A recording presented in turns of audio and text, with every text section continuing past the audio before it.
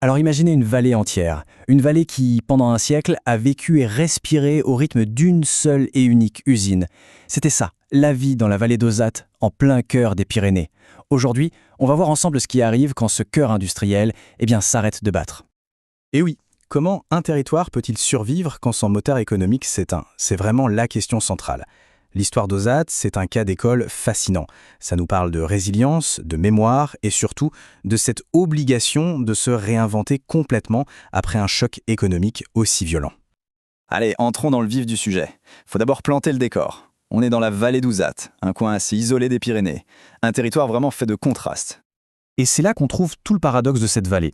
D'un côté, un isolement géographique total, des montagnes qui la coupent un peu du reste du monde, et de l'autre, des richesses naturelles juste incroyables. Et c'est cette combinaison, cette sorte de bénédiction paradoxale qui va attirer l'industrie lourde et sceller son destin pour les 100 prochaines années. Et le grand tournant, le vrai déclic, ça a été la maîtrise de l'eau. On passe des petites forges artisanales à l'hydroélectricité à grande échelle. Et là, d'un tout, la vallée libère une puissance industrielle colossale. Quelque chose qui paraissait complètement impensable dans un endroit aussi reculé. On arrive maintenant au chapitre principal de cette histoire, celui qu'on pourrait appeler le siècle de l'aluminium. C'est l'arrivée et la domination totale de l'entreprise Pechiney. Regardez cette chronologie, elle parle d'elle-même. Ça commence en 1906 avec l'installation de l'usine, attirée par l'eau, évidemment. Puis l'âge d'or, des années 50 aux années 70. Et enfin, la crise qui s'installe dans les années 80-90 jusqu'au coup de grâce en 2003. Pendant presque 100 ans, cette usine a été le centre de tout. Donc sa fermeture, ce n'est pas juste un problème économique, c'est un véritable séisme social et culturel. Et ça, la dépendance monosectorielle, c'est vraiment le concept clé pour tout comprendre. Ça veut dire quoi? Ça veut dire que pendant que tout allait bien, pendant des décennies, la vallée construisait en fait sa propre vulnérabilité sans même s'en rendre compte. Le jour où Pechiney a commencé à tousser, c'est toute la vallée qui s'est retrouvée à l'agonie. Cette citation est très parlante. L'usine, c'était tout. Ça résume parfaitement cette relation presque fusionnelle. D'un côté, la fierté, la stabilité, un emploi pour la vie, et de l'autre, une dépendance totale. L'usine donnait beaucoup, mais en échange, elle contrôlait tout. C'était un pacte, en quelque sorte. Et quand on dit qu'elle contrôlait tout, ce n'est pas une exagération. L'influence de Pechiney allait bien au-delà des murs de l'usine. Les logements pour les ouvriers, c'était elle. Les écoles, les routes. Elle avait son mot à dire sur tout. Elle dominait le marché de l'emploi à 100%. En fait, elle a littéralement sculpté la vallée socialement et physiquement. Alors, une fois que l'usine ferme ses portes, que reste-t-il? C'est un héritage incroyablement complexe, plein de contradictions, un mélange de fierté et de cicatrices très profondes. D'abord, il y a le côté humain qui est très fort. Une solidarité incroyable, un véritable esprit de communauté qui s'est forgé dans le travail et les luttes. Et cette fierté collective, les anciens de l'usine y tiennent énormément, ils font tout pour la garder vivante.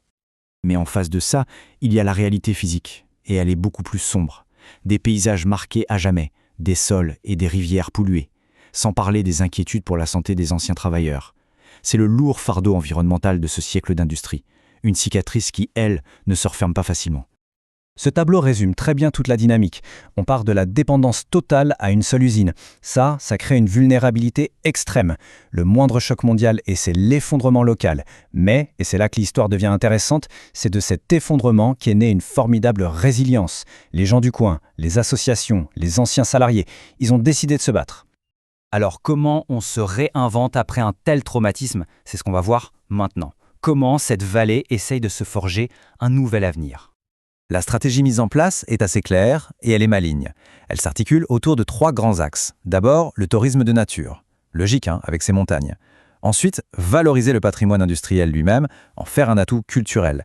Et enfin, essayer de diversifier l'économie locale avec de plus petites entreprises. En gros, ils prennent leurs anciens atouts, la nature et l'histoire, et ils essayent d'en faire le moteur de leur nouvelle économie. Mais l'histoire n'est pas si simple. Alors que la vallée commençait à peine à se reconstruire, un tout nouveau défi, complètement différent, vient menacer ce fragile renouveau. Un défi que personne n'avait vraiment vu venir. Et cette comparaison, elle est vraiment parlante. Hier, le défi, c'était de dompter une nature abondante, surtout l'eau, pour faire tourner une méga-industrie. Aujourd'hui, le défi, c'est l'inverse. Il faut s'adapter à une nature qui se raréfie avec moins d'eau, moins de neige. Cette même eau, qui était la source de la richesse, devient un enjeu de conflit entre la production d'énergie, le tourisme et l'environnement. Le temps de l'abondance, c'est terminé. Et on termine avec cette question qui est vraiment essentielle. Au final, cette identité industrielle si forte, est-ce que c'est une ressource, un socle sur lequel construire l'avenir, ou est-ce que c'est un piège, un poids qui empêche de vraiment s'adapter au nouveau monde? La réponse, évidemment, n'est pas simple du tout. Et c'est peut-être ça la leçon la plus importante que nous offre l'histoire de la vallée d'Ozat.